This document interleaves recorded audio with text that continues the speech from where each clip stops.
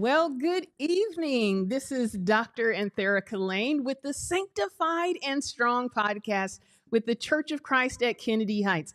And I am so excited for you all to meet our co-leader, Dr. Stephanie Merrilees. Dr. Stephanie, how are you doing today?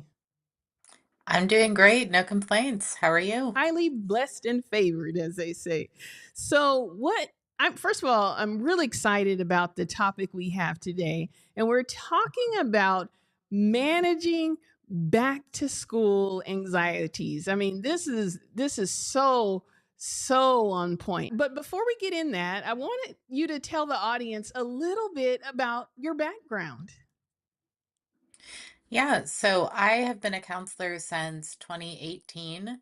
Um, and during that time, I've worked with a whole bunch of different populations. So, just community mental health, integrated mental health. And the most recent thing I've been doing is first responding. So, I work closely with all types of people all the time. I'm also a counselor, educator, and supervisor, and I work for the city. And so, one of my programs that we do is we work with the transit centers and the kids that are transitioning there after school, catching buses, all of that. So, lots of involvement in back to school, but also lots of involvement in mental health.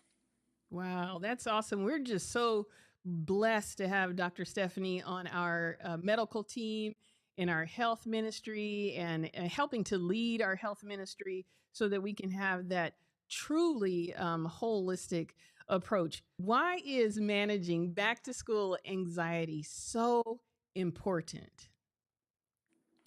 I think sometimes we underestimate how challenging transitions are, especially for kids and managing all of those feelings. But for adults, sometimes it can feel like this happens every year. We're used to moving schedules, so it shouldn't be a big deal. But it's important to talk about hard things and acknowledge stressors. Well, we're gonna get started. Everyone, if you have a pen, if you have your iPad, your phone, you're gonna want to take notes. You're gonna want to take screenshots. This is something that you're going to want to share. And if you want future notifications of our podcast, make sure you follow us on Facebook and subscribe to our YouTube channel for the Church of Christ at Kennedy Heights. Okay, Stephanie, take it away. So, once again, we'll be talking about managing back to school anxieties today. So, the things we'll be covering and just different tips, see what sticks, see what doesn't, but try it out for yourself. We'll look at managing stress, finding more time, and coping with the changes. So, some tips for managing stress. Um, First of all, again, even if this happens every year, even if you think you should be used to it, it is a change in routine, especially from the summer months when a lot of times we don't have lots of structure or even just having more sunlight. We're not used to the drastic changes of school. So, finding a new routine, which can be abrupt at first, but making sure everyone's on the same page. So, part of that could be a family calendar. Um, our brains don't always do a good job. If we don't see things, they may not be real. So, just having everything written down is always a good tip. And then, as we're making this transition, finding intentional time to connect each day. So what's important about that is making sure it's an intentional moment. Sometimes, people say, "How are you? How was school?" Whatever. And it feels like a whatever, but we really want it to be this connection time. So saying what actually happened, making the body language that says, "Hey, I actually care, want to listen." Even if it's 5 minutes, because obviously there's a lot going on, finding intentional time to connect with each other. Then we want to practice self care, which people feel lots of ways about self care because it can feel like a luxury at times. But again, this is anything that helps you recharge and take a moment, but you have to do it intentionally. So it might be something like listening to music for a little bit, it might be meditation, it might be prayer, which you can do those things in a short amount of time, but you have to intentionally set the time aside to do them. Um, And this can be part of your routine as well. So maybe you have a little bit of time on your commute home. If the kids are on the transit buses now, or if the parent's driving home, you might have time to yourself. What can you do in that little time to kind of decompress, recharge from the day? And finally, when we're looking at stress, we have to be realistic in our expectations. So, what is actually in my control? What is not in my control? I think this is a really good place to turn to faith and use prayer, because there's often a lot that's not in our control, and we have to give that to someone. So, turning to God, recognizing what we can control and not control, can really be beneficial with stress.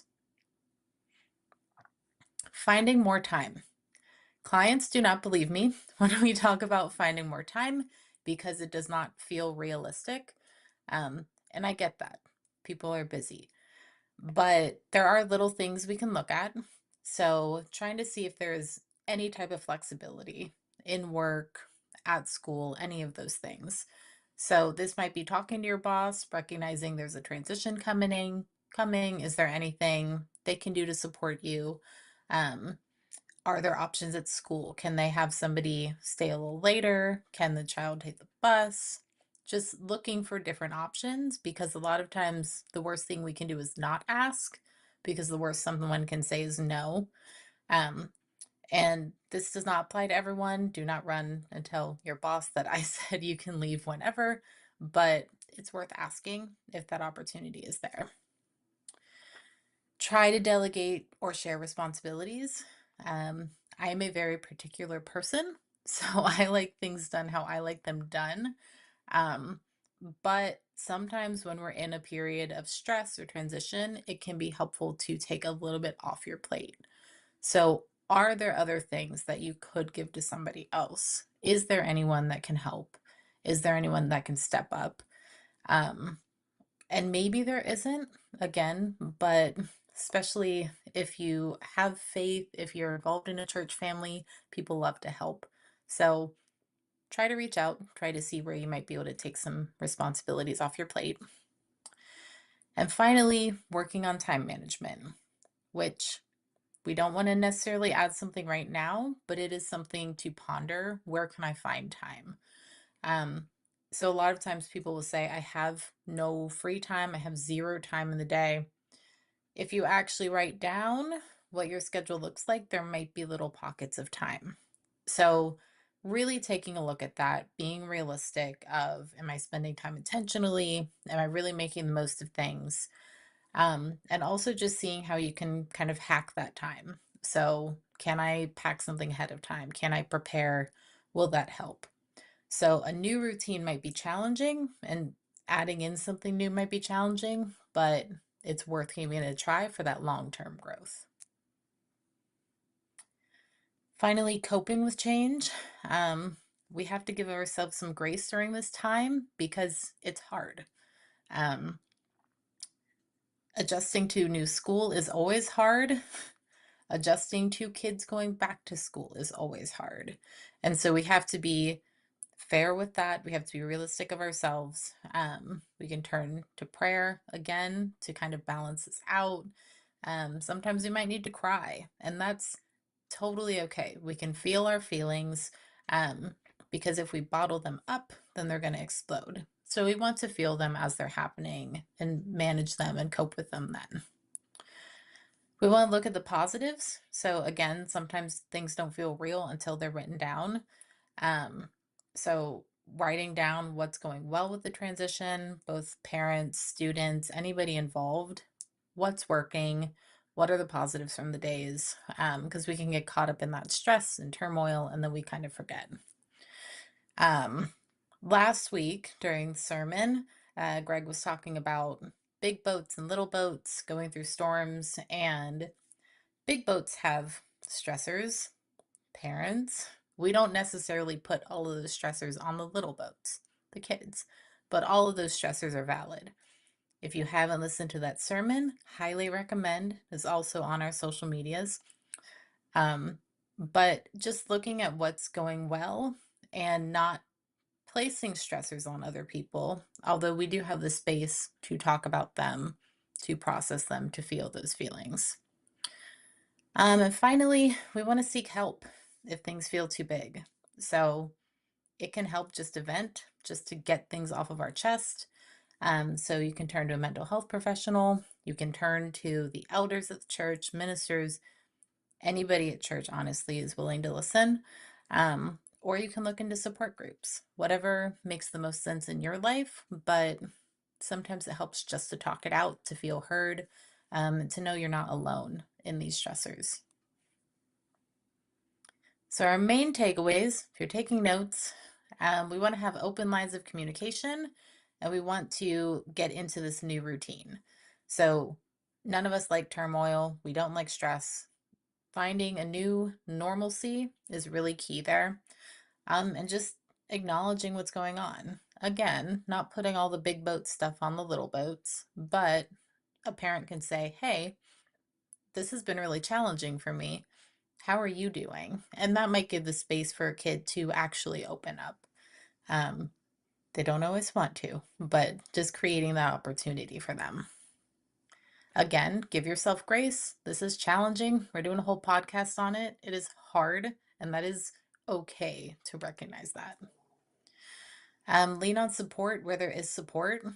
Again, people like to help. People like to be helpful. It feels good. Um, we don't like to see one another going through challenging times. So I'm stubborn, but I reach out when I need help, and I definitely encourage you all to do the same.